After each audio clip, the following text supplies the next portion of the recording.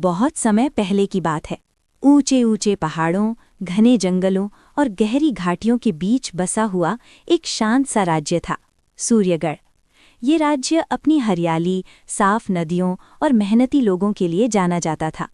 लोग भले और दयालु थे, लेकिन उनके दिलों में एक डर हमेशा बना रहता था। ये डर था राक्षस काल भैरव का। काल भैरव कोई साधारण राक्षस नहीं था। उसका शरीर पहाड़ जितना विशाल, आंखें अंगारों की तरह लाल और आवाज़ ऐसी कि जंगल कांप उठे। वो पास के अंधकार पर्वत में रहता था। हर साल वो सूर्यगढ़ पर हमला करता, फसलें जला देता, जानवर उठा ले जाता और कई बार लोगों को भी डरा धमकाकर भगा देता। लोग कहते थे, राक्षस का दिल पत्थर का है, उसमें दया नाम की कोई चीज़ नहीं। राजा, सैनिक, जादूगर सबने उसे रोकने की कोशिश की, लेकिन कोई सफल नहीं हुआ। धीरे धीरे सूर्यगढ़ की खुशहाली खत्म होने लगी। खेत सूखने लगे, लोग राज्य छोड़ने लगे और बच्चों की हंसी गायब हो गई। लेकिन राक्षस के भीतर का सच, जो बात कोई नहीं जानता था, वो ये थी कि काल भैरव जन्म से राक्षस नहीं था। बहुत साल पहले वो भी एक सामान्य प्राणी था, शक्तिशाली लेकिन नेक दिल। वो जंगलों और पहाड़ों की रक्षा करता था, मगर इंसानों ने लालच में आकर जंगल काटे, नदियां गंदी कीं और अंधकार पर्वत में खनन शुरू कर दिया। एक दिन इंसानों की लापरवाही से एक बड़ा विस्फोट हुआ। उस विस्फोट में काल भैरव का परिवार मारा गया।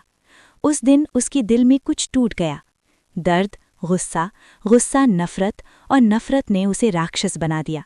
सूर्यगढ़ में एक गरीब लकड़हारे की बेटी रहती थी, आर्या। उम्र सिर्फ 12 साल, लेकिन आंखों में अजीब सी चमक और दिल में डर से ज्यादा करुणा। एक दिन काल भैरव के हमले में आर्या का घर भी जल गया। लोग भाग रहे थे, रो रहे थे, लेकिन आर्या ने कहा, अगर वो सच में राक्षस है तो वो हमें मार क्यों नहीं देता? शायद वो गुस्से में है, बुरा नहीं। उसकी बात सुनकर सब हंस पड़े। एक रात जब पूरा राज्य सो रहा था, आर्या अकेले अंधकार पर्वत की ओर चल पड़ी। डर था, लेकिन उससे बड़ा था सवाल, कोई इतना क्रूर क्यों बन जाता है? जंगल के बीच भयानक आवाज़ों और अजीब सायों के बीच वो काल भैरव की गुफा तक पहुंची।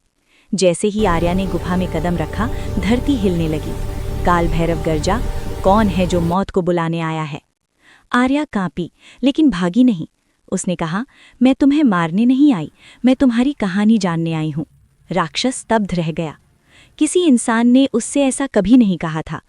धीरे धीरे काल भैरव ने अपनी कहानी सुनाई, अपने परिवार की मौत, धोखे और इंसानों की क्रूरता। कहानी कहते कहते उसकी आंखों से आंसू बहने लगे। पहाड़ जैसा राक्षस रो रहा था। आर्या बोली, आपने गलत किया, लेकिन क्या गलती सुधारना और भी बड़ी ताकत नहीं है?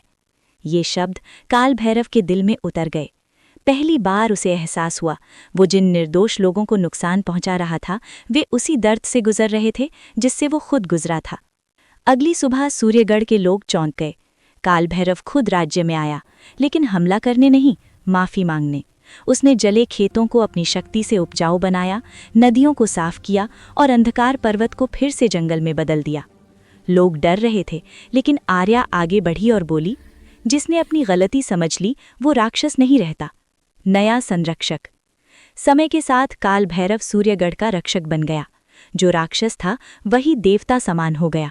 अब लोग कहते थे, गलती करना बुरा नहीं, लेकिन गलती को न सुधारना सबसे बड़ा पाप है।